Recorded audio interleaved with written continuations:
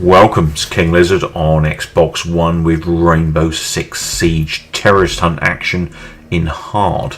And today is a Blood Orchid special. Obviously Blood Orchid was released on September 5th, which was yesterday, and I thought I'd try and get some videos up quick on the channel just so you guys that are following the channel can take a look at this new map, which is Theme Park, and also the new Attacker Ying. Now Ying brings with her 3 new guns. We've got an LSW, so a light machine gun's got 80 bullets, does 34 damage, so it's a respectable weapon. Got a bit of a kick to it though. You definitely want to start adding some components to it ASAP in order to control some of that recoil. And the 612 shotgun, which is a really nice shotgun, got some real brutal power to this thing, and it's a quick reload shotgun as well. It's a cartridge based shotgun. And then we've got a new pistol as well in the Q929, which one of the other new operators also has. Now I've purchased Season 2 for Rainbow Six purely because I worked my butt off with Season 1, earned all of the characters through Renown, and when Season 2 got announced I was actually pretty impressed that, you know, Ubisoft were going to keep this game going. As a result, as a fan of the game and someone that plays it regular, I invested in Season 2 because I felt it was the right thing to do and keep these guys in a job and obviously making this game for us for a few years to come, hopefully. So going straight in here, so the new map is Theme Park. It's kind of based around a dilapidated theme park, and we've got some horror sections and various other sections of the park. Got a bomber comes straight out there. Headshots with this pistol pretty good. It's quite a high damage pistol, this 50 damage you can get out of a shot, and that really put that bomber down pretty swift, so I'm quite happy with that. This is my, I think my 4th or 5th run now. I did some normal modes with some friends earlier who wanted to check out the Mac, Dr. V and stuff. And I'm going in now solo for the first time in hard mode. And to make it even harder, I'm going in with that 612 shotgun. So I want to show you off the 612 shotgun to you guys. And then I'll also do a second video where I'm going through with the assault rifle, that T95 LSW, just so you get a feel for the different weapons that kind of Ying has in her inventory, if you like. So pretty new to this map, so I'm not sure where to expect stuff here. Although last time I was in there was about 4 guys shooting the crap out of me in normal, so it's definitely quite a random setup at the moment. It's hauntingly quite quiet in here. Oh, cool electric chair there. So we're definitely going to get some company in here, maybe. So let's breach this one. I'll back off. Now her special ability is basically this ball which will kick out a whole bunch of flash charges. It's actually a really cool effect, and I'm using it to great effect against bombers in terrorist hunt. Hopefully I'll get to demonstrate that during this round, we'll see.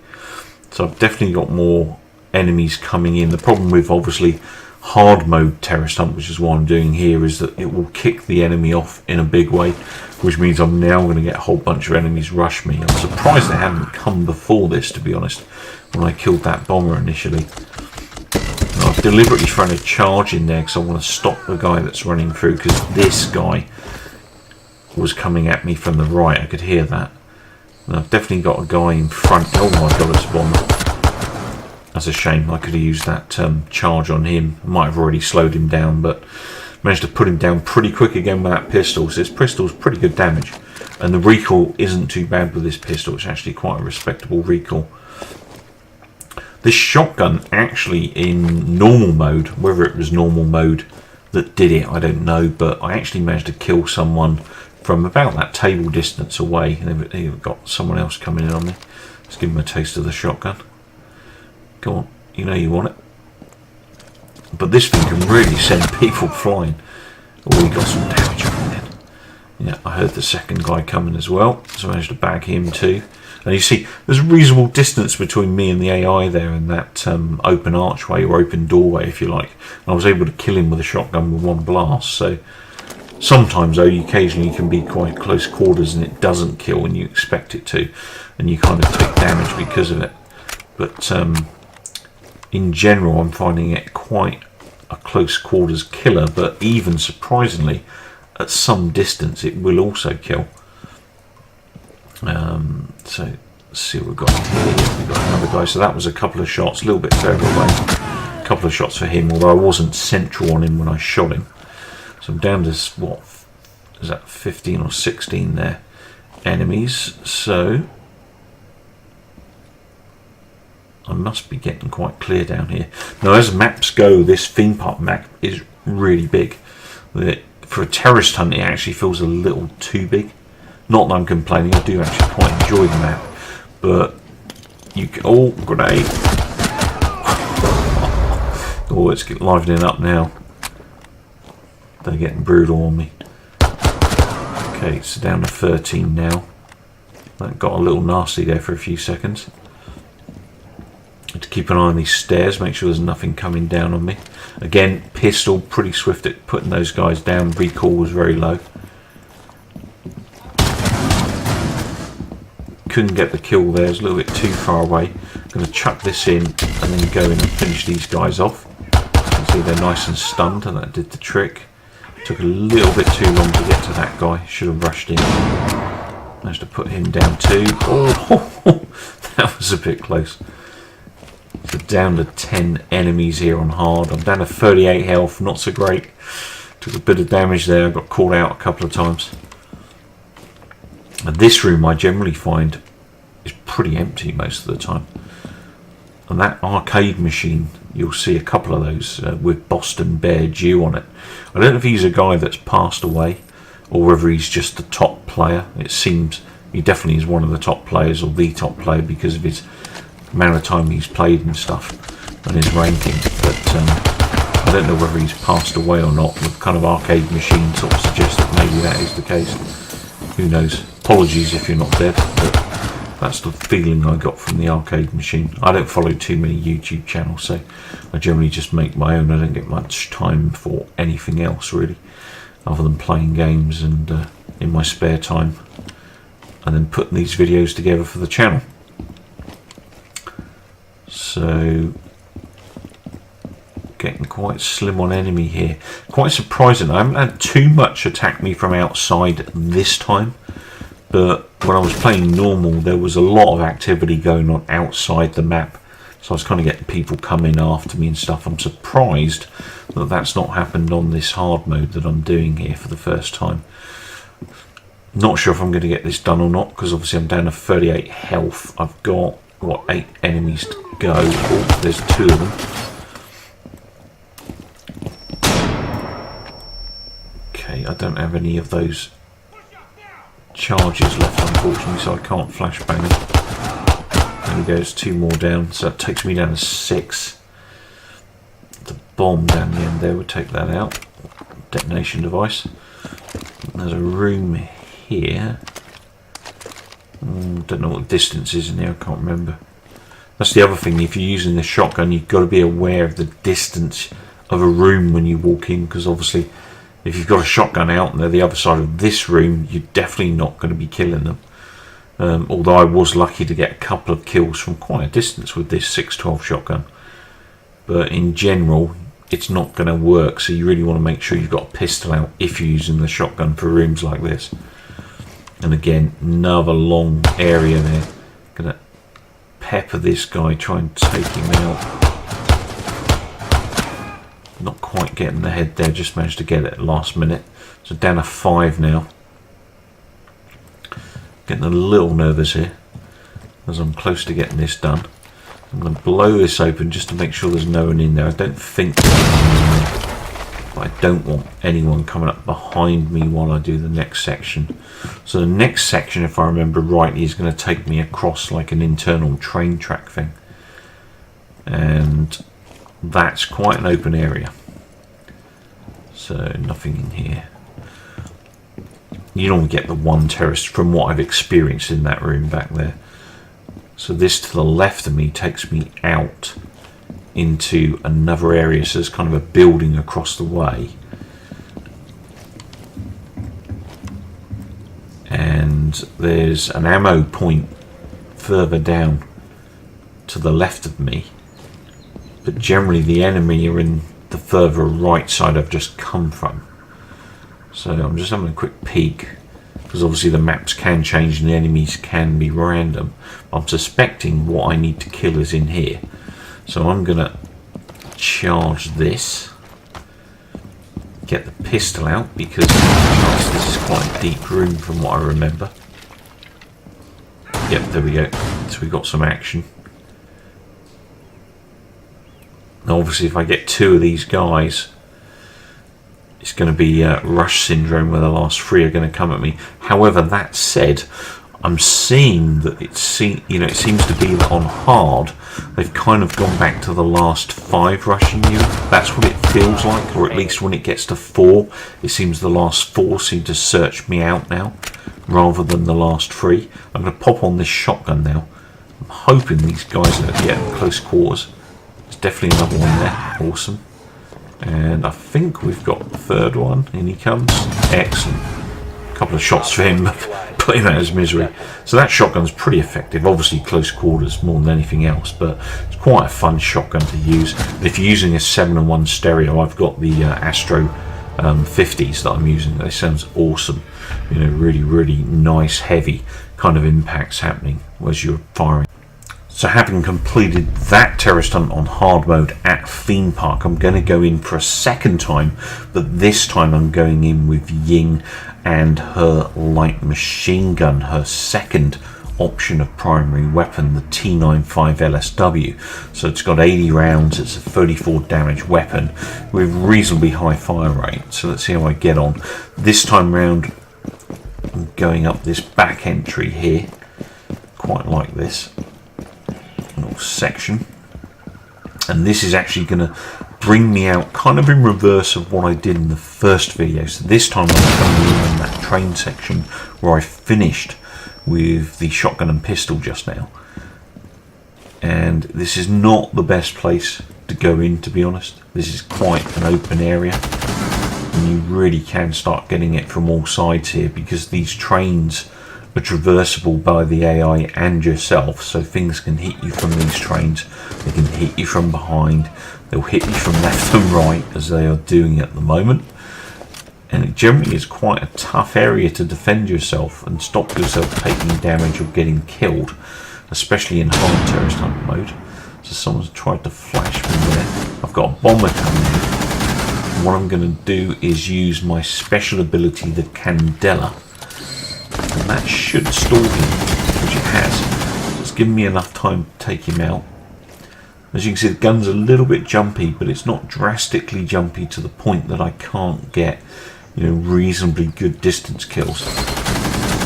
He was a bit too quick for me to get that Candela out there. But basically the Candela is a cluster of flash charges that can either be anchored to surfaces, or you can just throw them out or roll them out. Which is quite a cool feature, but if you put them on a board surface or a breakable surface, they'll just fire into the room, and then you can breach accordingly, and hopefully your enemy are going to be stunned enough to be able to take them out. But I'm using it, as I said earlier, to great effect against bombers and stuff, and it actually is a bit of a lifesaver, especially in the harder modes of this game. Took another guy down here. Oh no, someone's flashed me, that's not good. I chucked that out whilst I was flashed because I was trying to defend myself. I'm sure there was a guy coming from that. Yeah, that was close. I thought I heard someone from that direction. I was just surprised they weren't there when a flash finished kind of kicking off. I guess he took cover as soon as I threw that thing. So we've got a sealed door to my left over there. There might be a terrorist in there, but I'll take out these 2 that are hunting me down. Thought they were. And that's the beauty of having like a 5-in-1 or 7-in-1 stereo or Dolby stereo headset, if you like, is you can hear all these little kind of subtleties happening on the map. Sometimes it can be a little tricky to work out where they're coming from, but that was as clear as day just then. So I might do a quick reload, as I've already spent quite a lot of bullets. You only get 2 clips for this LSW, so you basically get 160 bullets. Each clip is 80 bullets. So you don't want to go too mad firing this thing off, if there isn't anywhere, you know, you're not anywhere near a refill or anything, because you will go through your ammo extremely quickly. So this area up here, when I've come in at the main entrance, which is that lobby area you just saw there, the bombers tend to come down from this stair area, and it's actually quite a good area to use your candela, flash the bombers as they hit the stairs, and then finish them off before they even get anywhere near you. And obviously you take, you know, avoid taking damage from them, because bombers generally are the main thing in hard and realistic that do the most damage to me, I find. You know, even from shooting perspective, obviously bomb perspective, you're pretty much dead, but from a distance they tend to be pretty accurate, even though they're firing those guns one-handed. So this room's nice and empty. To be honest, I've not seen much activity in that room. I've seen normally the one guy in there most of the time, the one you saw me flash someone in. So I'm going to go downstairs now. I think I've pretty much cleared out what I can upstairs. Someone at some point has left the main door. Whether they're roaming the map or not, I don't know. We'll find out, I guess. This area typically is empty from experience. I'm going to play it cool just in case. That looks like a barb room. Yeah, so just barbed wire in here, so we can ignore that. I'll do a quick check over there. Yeah, we're clear. And then this is where it starts to get quite tricky. After this room to my left, around the next corner and corridors, there's quite a few places you can get shot from. So I'm currently down to 13 enemies. And just want to be sure this room is clear. As I said, it normally is, but I'll be thorough and just make sure it is. I don't want things sneaking up behind me. So 13 to go. I've got 6 minutes. So basically 2 terrorists per minute. 1 terrorist in obviously this 30 seconds I've got left. So that corridor's clear. Sometimes you can get guys down that corridor and in that toilet section. Sometimes you'll get 2 guys in here that I've seen. This area is very open, so it's quite a dangerous area, but in here is some of the cooler stuff in the map. You'll see the gargoyles in a second. You'll also hear some of the wind noises, and you've got the mummy and the coffin there, and you know, if you're into your Halloween stuff like me, it's a pretty cool area this. And there's some real creepy sort of sounds going on, clocks ticking and you know, vampire pictures and stuff. Just been flashed, can't see a damn thing. That was not good.